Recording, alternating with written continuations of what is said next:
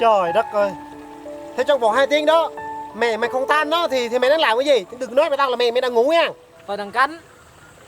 Canh cái gì? Cắn hạt lúa. Trời đất ơi. Nãy giờ nó đang canh. Tưởng đang canh hột é hay là đang hôn canh môi phụ nữ ai về đang canh hột lúa. Trời đất ơi, tao lại mày luôn. Trời đất ơi, con yêu ế là phải rồi. Thế có cách gì không? Anh đẹp trai. Để suy nghĩ đã. Để suy nghĩ. Nè. Được, đúng là bạn tốt. Có đấy. Có. Cách nào? Đi tao bay cho. Thế mẹ còn tiền không? Còn 20.000 luôn á. Vậy hả? Ừ. Vậy tao bay cho mày cái vụ này này. Con ca rất là thích uống trà sữa lắm. Bây giờ mày mua trà sữa, mày qua nhà nó, mày tặng nó là nó thích à? Trời ơi, ban ngày ban mặt như này ai mà dám qua nhà nó. Tánh có cái này là dám hết à. Làm bài ly đi. Tối mày xoay mày ra là không sợ gì luôn á. Vậy hả? Ừ, đi.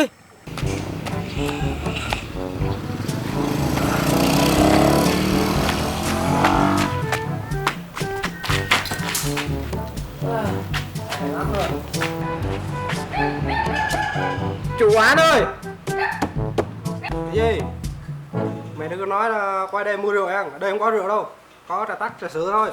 Thì đó, thì tao đi mua trà sữa đó. Thế ông mua loại nào? Làm cái loại mà ông thì yêu luôn đi. Đây, nhanh đi. Đợi thế. Nhanh nha. Ừ.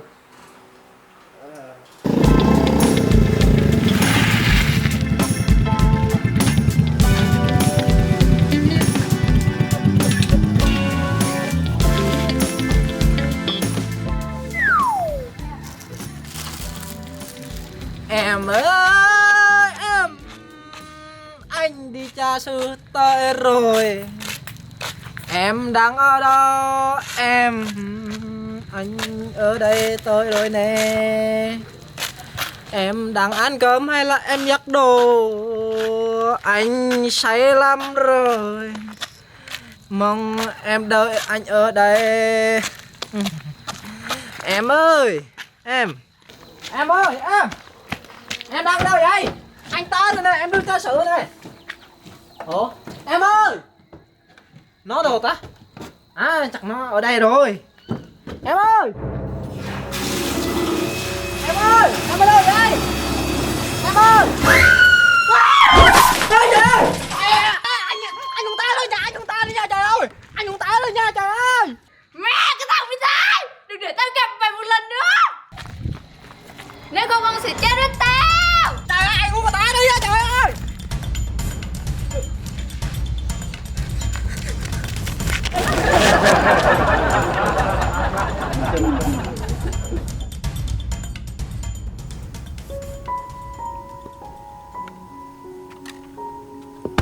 Sao vậy? Lại thất bại nữa hả? Sao buồn cái mặt buồn hiu vậy? Kể cho tôi nghe thử coi.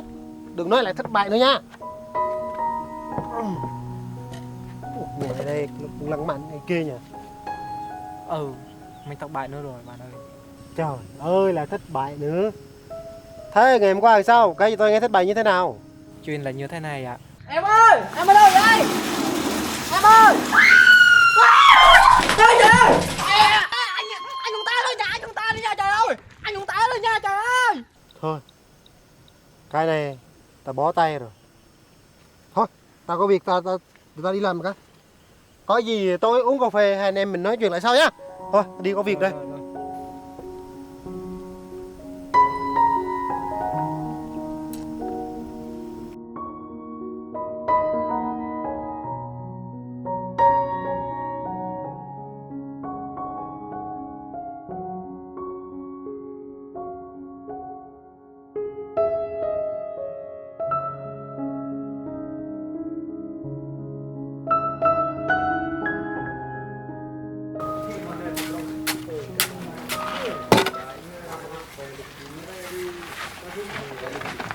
Ủa?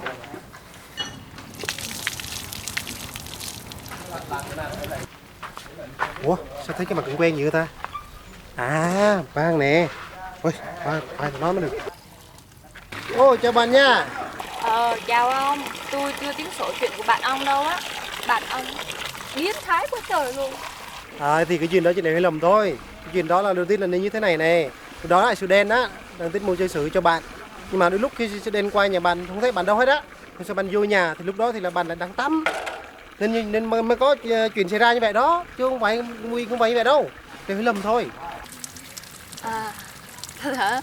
Tôi tôi cứ tưởng. Cái thằng đó nó nhát cái lắm nha. Đó, bạn là hết ôm sùm nên nó sợ quá, nó chạy ra ngoài xanh tay hết cái mặt luôn, nó chạy nó sợ á. Thằng này nó nhát cái lắm.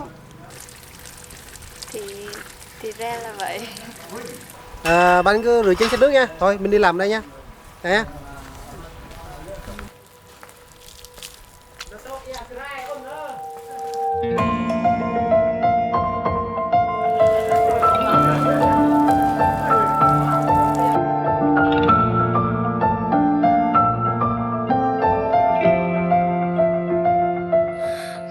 眩しい光の中で見つからない私の声誰も気づかない影の中一人ぼっちの夜が続く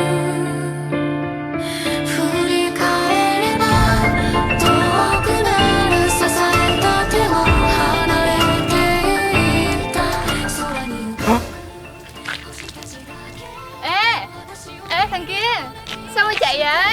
どんなに儚くてもいい一瞬の光でもいい燃え尽きる流星のように美しく輝きたい誰かの心を照らせるならそれで十分だ Ê! Sao mày cứ nhìn sau lưng người ta miết vậy? Yêu trộm như thế không mệt à? Minh chỉ gì mà chỉ thích người ta theo qua đó tỏ tình luôn đi. Coi chừng người ta cướp mất bây giờ.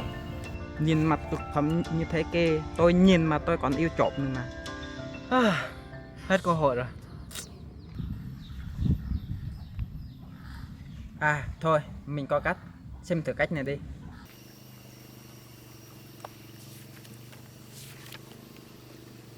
Nè, viết đi. Ủa, sao bạn lại đưa tôi viết? Tôi đâu có biết chữ đâu. Tôi xuống đây biểu nhờ bạn viết giùm mình mà. Nếu yêu con cái là phải viết. Đấy, phải viết từ tận sâu trong đáy tim. Đó, từ ruột già, ruột non, rồi đầu chi óc gì cho nó có cảm nhận được chứ. Bạn không viết sao nó cảm nhận được? Thì tôi đâu có biết chữ đâu, vô tôi phải viết làm sao đấy? Đây, đưa cái tay đây. Giờ viết gì nào đây nè. Thôi, giờ đọc đi, để viết. Đợi tí đã. À, được rồi. Cưới em. Đây.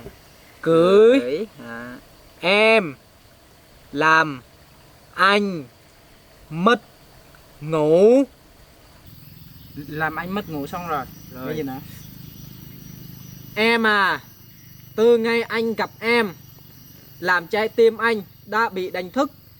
Anh thấy em đẹp như la blang, em sáng như la bê, em ngon như cơm lam gà nướng, nhưng anh không dám ăn. Rồi xong rồi. Tiếp theo câu này nữa. Anh biết anh không đẹp trai như diễn viên Hàn Quốc, hát hay như Sơn Tùng, cũng không giàu như anh Trụ Tiệm Vàng, nhưng anh có một trái tim to như ảnh hồ Pleiku, được rất nhiều tình cảm dành cho em. Nếu em đồng ý cho anh một cơ hội, anh hứa sẽ yêu em như bò yêu cỏ, như chim yêu tổ, như lửa yêu xăng. Em không cần trả lời ngay đâu, nhưng nếu em lỡ thích anh rồi thì gật đầu một cái để anh biết, kiểu anh lại nghĩ em chê anh, và đi mua một vé về ế mãi, ký tên chàng trai ế lâu năm.